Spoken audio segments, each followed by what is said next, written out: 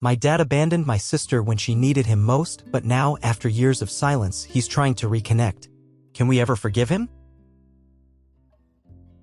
Hey there, welcome to today's story. Are you new to the channel, or is this your second time coming back?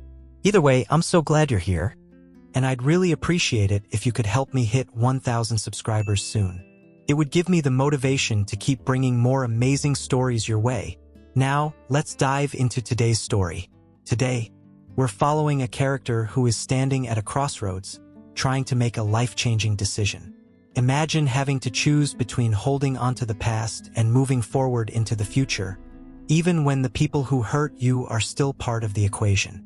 Have you ever been in a situation like that, where you have to decide whether to forgive, forget, or just let go? Stay with me until the end and I'll show you how this character chooses to overcome it all. Trust me, you won't want to miss how they handle the challenge. Hey, I don't know where to start, but I guess you're wondering why I'm spilling all of this. It's not like I can just talk to anyone about it. Honestly, I think it's been building up for so long that I'm at my breaking point, and maybe this will help me sort through the mess. I'm Ella, and I'm 18. I have an older sister, Amelia, who's 22. Our story's been a little complicated, especially when you throw in the fact that we both grew up in a broken home. I remember bits and pieces of when my parents were still together. But it's kind of like they were two strangers living in the same house. They didn't really know each other anymore, and I don't think they ever really figured out how to co-parent after the divorce. Our mom, Lila, was always the strong one. She worked hard to get by and didn't let anything stop her from taking care of us. But Dad? Well, he wasn't great at handling things. The divorce wasn't pretty. My mom kicked him out when I was really young, and I think she did it for our sake, even though she had no job and no income. She just couldn't keep living with a man who constantly lied about everything, his whereabouts, his money, his relationships with other people. It was a mess. Looking back, I don't think Dad ever really took responsibility for what he did. My sister and I had to juggle between both houses for a while after they split. I'd spend a week at Mom's, then a week at Dad's. The rules were different at both places, so I'd forget my favorite jacket or my homework. It was confusing, to say the least. Amelia, my sister, was different from me. She didn't fit into the perfect child mold that everyone expected. Where I excelled in school, she struggled, and it wasn't just because she didn't try hard enough. It was much more complicated than that. Amelia had ADHD, anxiety, and autism. Back then, no one really understood what any of those things meant, not even Mom and Dad, to be honest. She couldn't sit still. She got overwhelmed so easily by the smallest things, and loud noises or too many people in the room would send her into a complete meltdown. She wasn't faking it, but no one seemed to notice. Or, at least, no one cared to. Mom and I knew something was wrong, but Dad? He saw it all as drama, as nothing more than a cry for attention. I'd watch him, time and time again, as he shouted at her, calling her ridiculous and accusing her of being dramatic. It broke my heart to see how badly he treated her. Even though I didn't fully understand what was going on at the time, it was hard to put into words. But there was this constant tension in the air whenever Amelia tried to explain how she felt, like she was trapped in a body that didn't listen to her. It was like her brain and her body were fighting against each other, and nobody was there to help her. I hated watching Dad tell her she needed to try harder, as if that would solve everything. I remember one afternoon when I was about 12, and I was sitting on the stairs listening to my parents argue in the kitchen. It was the same old fight, only this time it felt different. Mom was begging Dad to let Amelia get the medication she desperately needed. She was so calm, but I could hear the desperation in her voice. She needs this, Mark. She's begging for help. And I can't do this alone anymore. You have to let her try it, she pleaded. I remember the frustration in her voice, like she was at her wit's end. And then there was Dad. He wouldn't even look at her. She's not sick, he said, his voice cold, dismissive. She's just lazy. She doesn't need medication. She just needs to try harder, stop making excuses for her. That fight went on for hours. Mom was trying to explain, calmly, why it was important for Amelia to get professional help, but Dad wouldn't have it. It wasn't the first time. And it certainly wouldn't be the last. I didn't know what to do. Part of me wanted to run downstairs and beg Dad to just listen, but another part of me was scared of what would happen if I did. Amelia, my older sister, was the one who always got the bad end of it. Mom and Dad's arguments seemed to revolve around her more and more, and each time, it felt like I was watching a train wreck, helpless to stop it. After what felt like forever, Mom finally took Dad to court. She couldn't do it alone anymore. It was a battle. I don't think I fully grasped what that meant at the time. But looking back, I realize how much courage it must have taken for her to fight like that. She had no support, no financial stability, but she fought for Amelia anyway. She knew what was at stake. The legal battle dragged on for what seemed like years. Amelia had to endure so much during that time, physically, mentally, emotionally. It was like every day was a fight for her to get through. And in the middle of it all, I just watched. I tried to be supportive, but what could I do? I was just a kid, barely understanding my own emotions, let alone the complexity of what Amelia was going through. But every time I saw her break down, crying because she couldn't focus or because her brain wouldn't stop racing, I wanted to fix it. I wanted to make it all go away for her. Finally, after years of fighting, Amelia was able to start the medication. I remember the day so clearly. It was a little thing, just a prescription for a medication that might help her, but to me it felt like a lifeline, like the first step in a long journey toward healing. She started feeling better. It wasn't magic, it didn't fix everything overnight, but it made things a little easier for her. She started to breathe again, like she had been holding her breath for years, just waiting for something to change. For the first time, I saw a glimpse of the person Amelia could be. She wasn't just a kid with problems anymore. She was starting to be herself again. She had hope, and that hope made me feel like maybe, just maybe, things could get better. Maybe this battle wasn't over, but it was a step in the right direction. But what did Dad do? He didn't congratulate her, he didn't support her. In fact, he did the opposite. The moment Amelia started taking medication, he called her drugged up and told her not to come back to his house. He told her, point blank, that he didn't want a drugged-up zombie as a daughter. That was it. He disowned her. He rejected his own child. And he never once apologized. Not once. It's hard to explain how much that hurt. I had never seen Amelia so broken. She was crying for days, unable to understand why her own father, the man who was supposed to love her unconditionally, could just turn his back on her like that. It wasn't just a rejection. It was an emotional devastation that I couldn't even begin to fathom. How do you reconcile with someone who refuses to acknowledge your pain? How do you keep loving someone who is so convinced you're wrong about who you are? I hated him for that. I hated him for making her feel worthless. But there was nothing I could do. Amelia tried to talk to him. She sent him messages, even wrote him letters. She just wanted him to see her, to acknowledge her as she was. But he refused.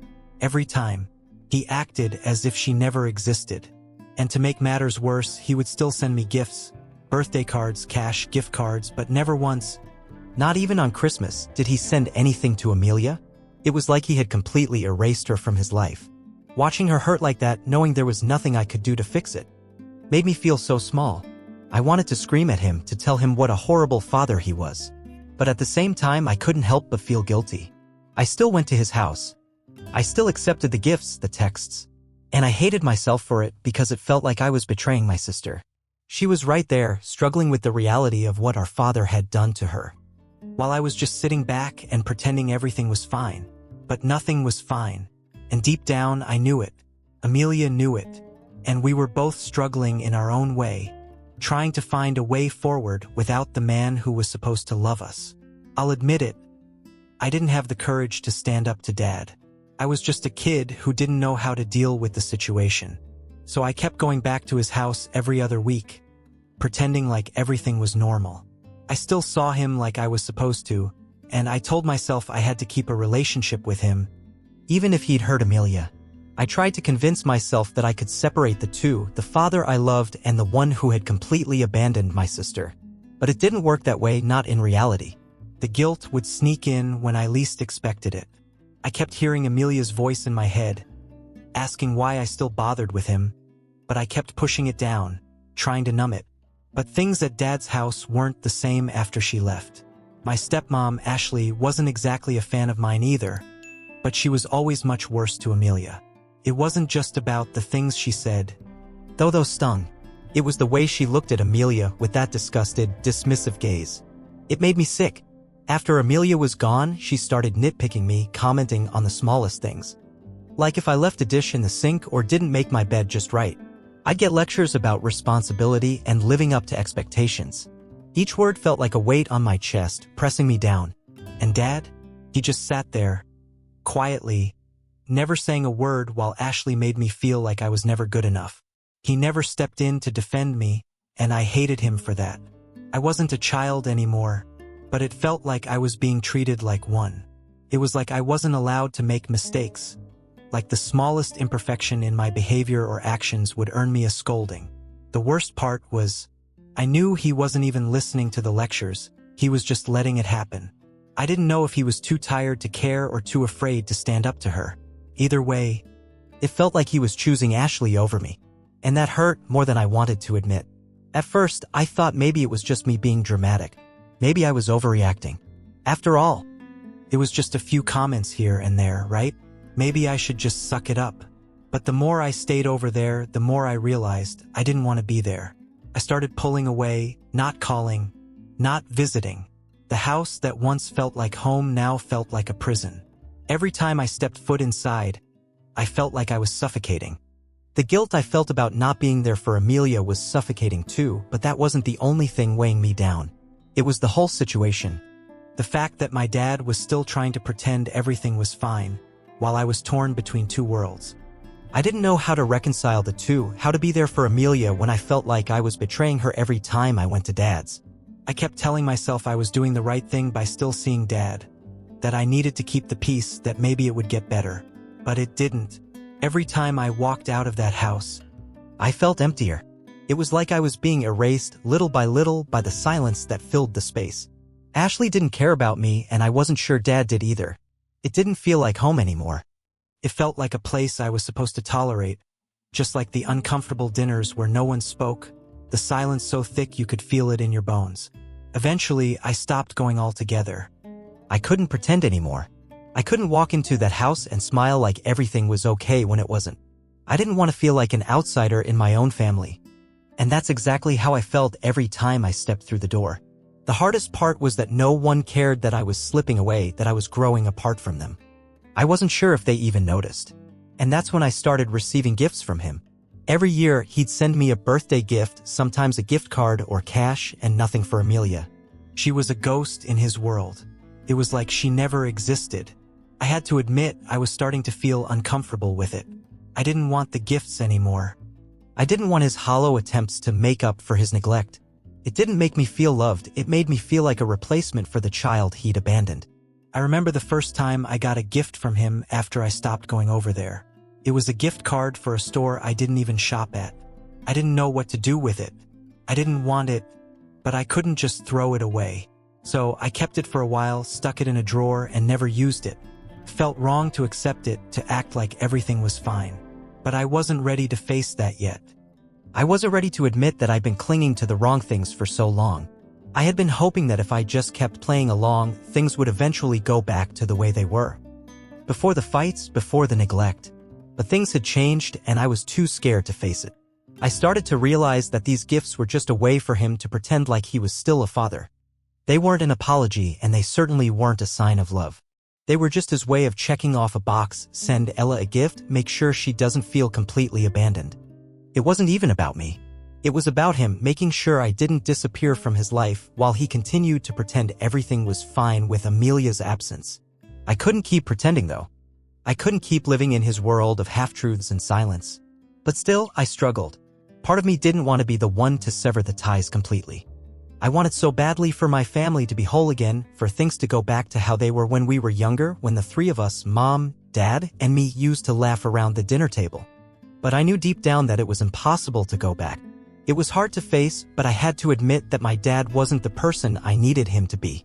And for the first time, I felt the weight of that truth, heavy, crushing, and suffocating. Every year, when the birthday card arrived, I would hesitate before opening it. Would it be different this time? Would he acknowledge the years of distance, the broken relationship? Would he take responsibility for what he'd done to Amelia? The answer was always the same: no. And with every card, every cash gift, the walls between us grew taller. The walls I didn't know how to break down. I had to admit it to myself. I was no longer a daughter in his eyes. I was just someone he sent a gift to ease his own conscience, to feel like he was still a father. But a father isn't just about gifts. It's about presence. It's about being there when it matters. And he wasn't. So, the next time the gift arrived, I didn't open it. I just put it in a drawer, alongside all the other reminders of a father who had never really been there for me, or for Amelia. When I stopped talking to Dad, Amelia and I started getting closer. For the first time in years, it felt like we could actually talk to each other without the tension that used to hang in the air. She was hurt, angry, and confused, but I could see the pain in her eyes, and I knew I couldn't let her go through this alone. It was like we were both emerging from a long, dark tunnel, where we'd spent so much time alone, each of us fighting our battles without the other. But now we were here for each other. We didn't have anyone else, at least not in the way we needed. First, the conversations were hard.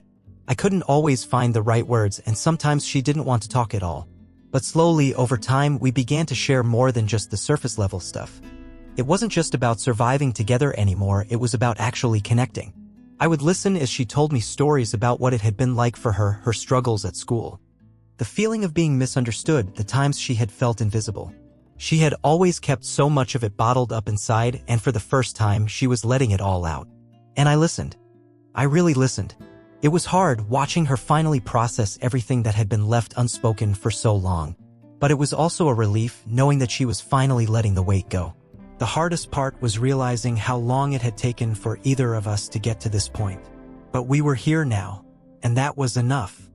We started doing things together that we hadn't done in years, small things like watching movies on the couch or making dinner together.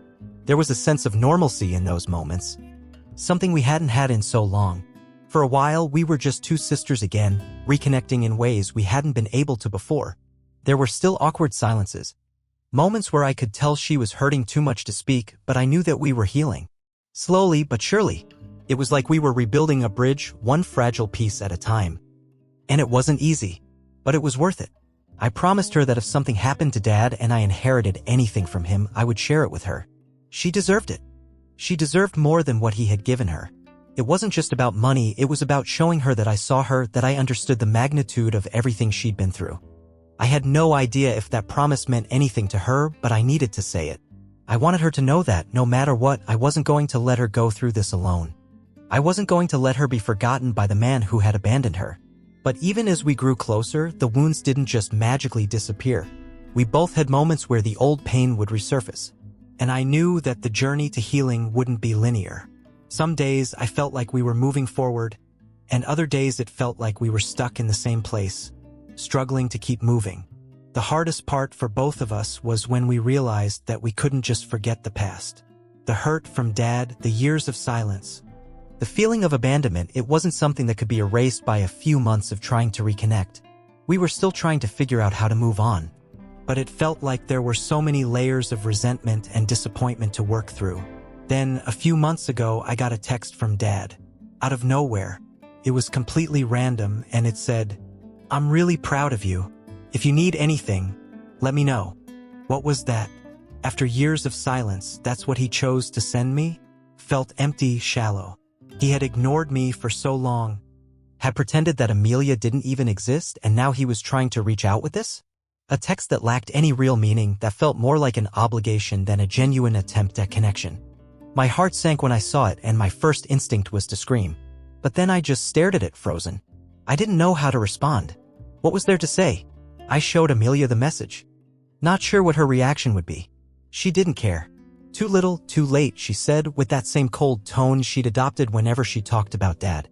But I could see it in her eyes, the flicker of something I didn't want to admit. There was a part of her, deep down, that still longed for something from him. It wasn't love or affection, not really. But it was recognition, validation, something to prove that she hadn't been a ghost in his life. That she mattered, at least to him. She tried to act tough, like she didn't care. But I could see it in her eyes. The hurt was still there, buried deep down. It was impossible to ignore. And that's what broke my heart. Amelia had spent so much of her life trying to get something, anything, from him.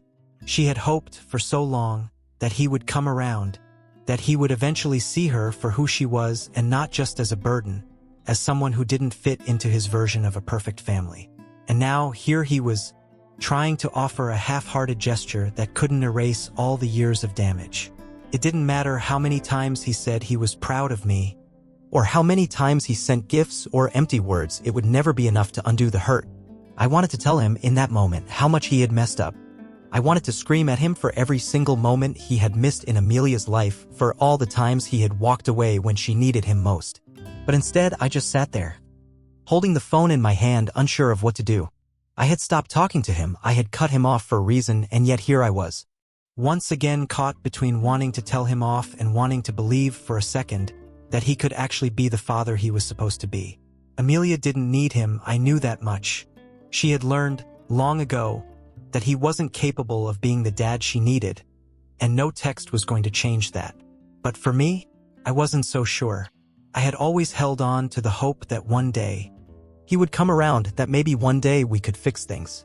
But with every passing year, that hope became more and more fragile until it finally snapped. This text, it felt like the final nail in the coffin. There was no going back. Not for me and not for Amelia. We didn't talk about it much after that. The text just kind of hung there, unresolved. There was no apology, no real conversation, just a message that felt more like a responsibility than anything else. But I knew Amelia's eyes said it all. She didn't need him, and she never would. And I wasn't sure where that left me. But for the first time in a long time, I could see the path forward. It wasn't about waiting for him to apologize or make things right, it was about moving on. About choosing what we wanted for ourselves without waiting for a broken man to fix us. Amelia and I were healing, and maybe that was enough. We didn't need his approval. We had each other. And that was the one thing we had always needed the most. And then it happened. A week ago, on Amelia's birthday, we got a card from him. It was the first time he had sent her anything in years. When I saw the envelope, I could feel my stomach twist in knots. I didn't want to open it, didn't want to deal with it, but there it was, sitting on the kitchen table like an unwanted reminder of everything that had been wrong. A piece of paper, one simple card, couldn't undo years of hurt, could it? Amelia opened it first. Her expression didn't change as she read the few short lines written inside. "I'm proud of you. Call me if you need anything." That was it. No apology. No acknowledgement of the years of silence. No recognition of how much damage he had done. Just a few words strung together as if it was something he had to do, something he thought would make everything right. She didn't even blink. The second she finished reading, she threw the card into the trash. F***K him, she said, her voice raw, cutting through the silence of the room. He doesn't get to just waltz back into my life like nothing happened. And that was it, no second chances, no hesitation. She was done. Couldn't blame her. How could I? I'd watched him tear her apart. Watched her cry herself to sleep so many nights when he'd ignore her calls. When he'd pretend she didn't exist. He had walked away from her when she needed him most. And now here he was, trying to patch things up with a card. It was a slap in the face, and Amelia had every right to be furious. But me? I was conflicted. I felt like I was standing on the edge of a cliff, trying to figure out whether to jump or walk away. I didn't know if I should just ignore him forever, or if I should try to fix things for my sake. For Amelia's, for all of us. I didn't know if I could just bury the past and pretend it didn't happen, or if I should face it head on and allow myself to be vulnerable again. A part of me wanted to scream, to rip that card up and throw it in the trash with Amelia's. To feel what she was feeling, the anger, the betrayal, the satisfaction of rejecting him completely. But another part of me still had this strange hope, this weird, twisted hope that maybe, just maybe, he could change. I hadn't spoken to him in years. And I hated myself for even considering the possibility that things could be repaired. I hated that I still wanted him to be the father I never had. As I watched Amelia, standing there with fire in her eyes, I couldn't help but think about how long it had taken her to get to this point, how much she had suffered before she finally said enough. I could see it in her face, the relief of knowing she was no longer waiting for him to come around. She was finally free from the chains he had wrapped around her for so long. She had taken control of her life, and I admired her for it. I wished I could feel that same certainty, that same sense of closure. But for me, it was different. I wasn't ready to give up on him. Not yet, anyway. I thought back to the years of silence, to the emptiness that filled my chest every time I saw a message from him, or heard someone mention his name. The anger I had felt towards him had faded over time, replaced by something harder to define. Was it indifference? Maybe. Or was it just a part of me still longing for the father I had once hoped he would be? I stared at the card in the trash, still legible despite Amelia's dismissal of it. Proud of you. Those words should have meant something. They should have been enough to bring some semblance of healing, but instead, they felt hollow. How could he be proud of me if he hadn't been there? How could he say that when he didn't even know who I had become? When he hadn't seen me grow, hadn't been there for the big moments, the quiet moments, the moments that shaped me into the person I was? I couldn't shake the feeling that something was missing in all of this. There was no apology, no real conversation. Just a card. A card with words that had no weight, no substance. And yet, a part of me still wanted to believe it was a first step.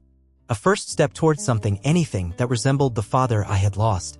I couldn't ignore the way his absence had impacted me, the way it had affected the way I saw myself, the way I approached relationships, even my career. Everything I did had somehow been shaped by his absence. But I knew I couldn't live in that space forever. I couldn't keep hoping that someday he would show up, that he would change. Amelia had let go of that hope years ago, and maybe it was time I did the same. Maybe it was time I stopped waiting for someone who would never come back. Amelia noticed my silence, and for the first time since the card arrived, she turned to me. Her expression softened just a little, as if she could sense my internal struggle. "You're still thinking about it, aren't you?" she asked quietly. I nodded, swallowing hard. "I don't know what to do," I admitted. "I don't know if I should just let it go or if I should try to fix it. I don't know if I'm ready to walk away from him for good."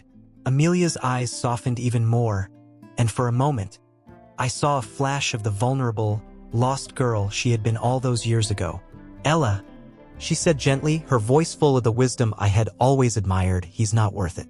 He doesn't deserve us. He's not going to change, and you know it. I'm not saying you have to hate him, but don't let him back into your life. Don't let him have a place anymore." Her words hit me harder than I expected.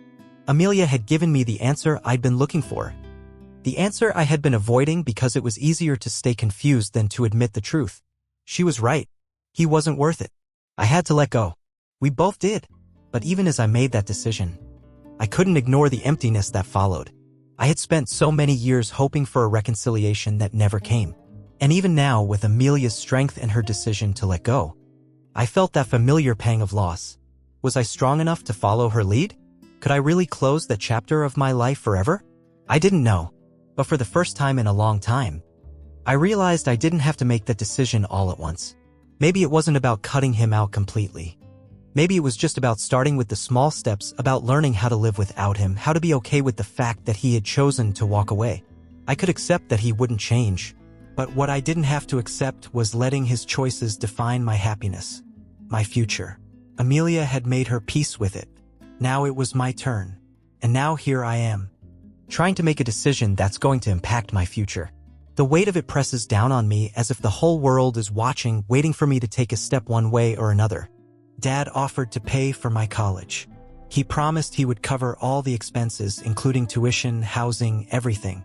I could practically see the relief in my mind. No more student loans. No more stressing about how I would make ends meet. It sounds perfect, right? But I'm torn. Part of me feels like I need to take this chance. I've always dreamed of going to college, of getting that education, of proving to myself that I can make something of my life. I could take this offer and move forward with my future, free of financial burdens. It's hard to ignore the practicality of it. And there's a part of me that can't help but think about the fact that, despite everything, he's still my father. There's a small, twisted part of me that wants to believe that this offer might be a way for him to make up for all the years of neglect. Maybe it's his way of showing that he regrets what he did. Maybe, just maybe, this is his attempt at trying to be a better father, at offering me something, anything, after all the damage he caused. But then there's the other part of me, the part one can't push away, no matter how much I try. I hate him for what he did to Amelia, for how he treated her like she didn't matter, like she was a burden to him.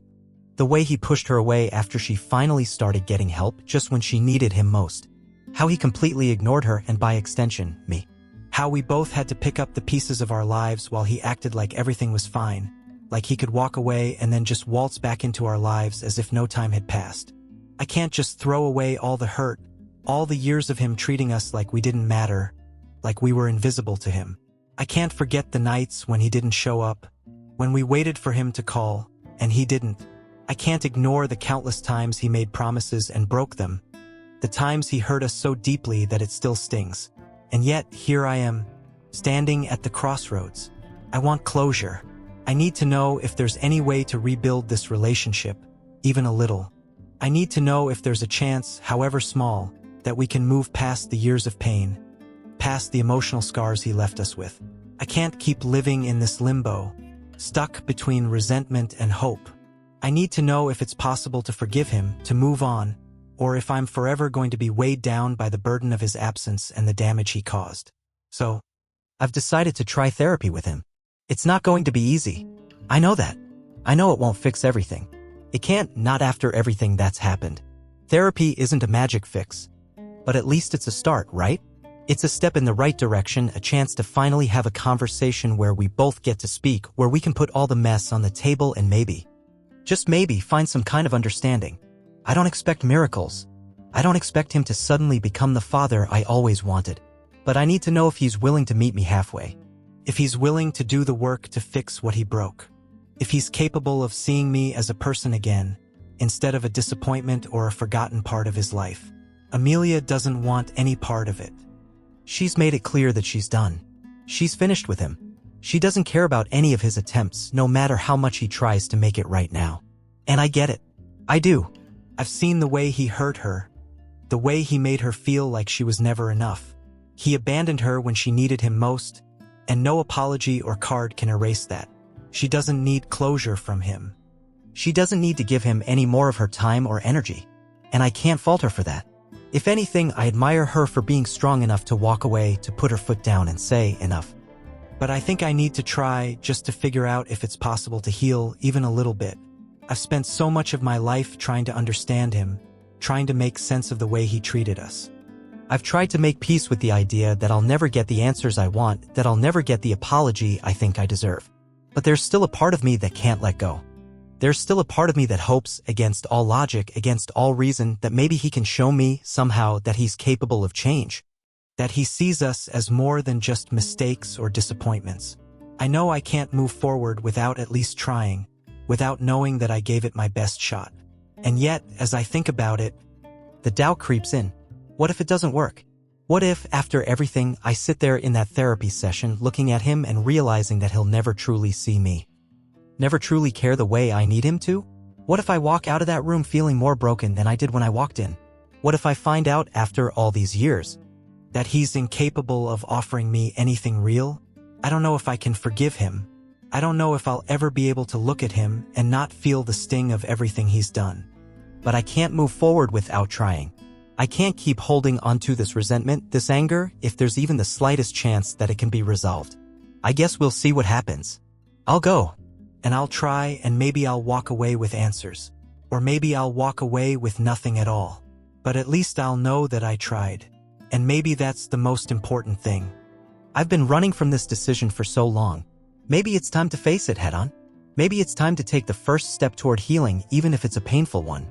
Because if there's even a chance, no matter how small, that this could bring some kind of peace, then I owe it to myself to take it.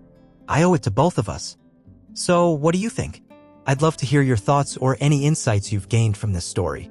Drop a comment below and share what's on your mind. I read every single one. If you enjoyed today's story, don't forget to hit that like button and subscribe so you won't miss out on the next one. Thank you so much for sticking with me till the end. Your support means the world to me, and I can't wait to share more stories with you soon. See you next time.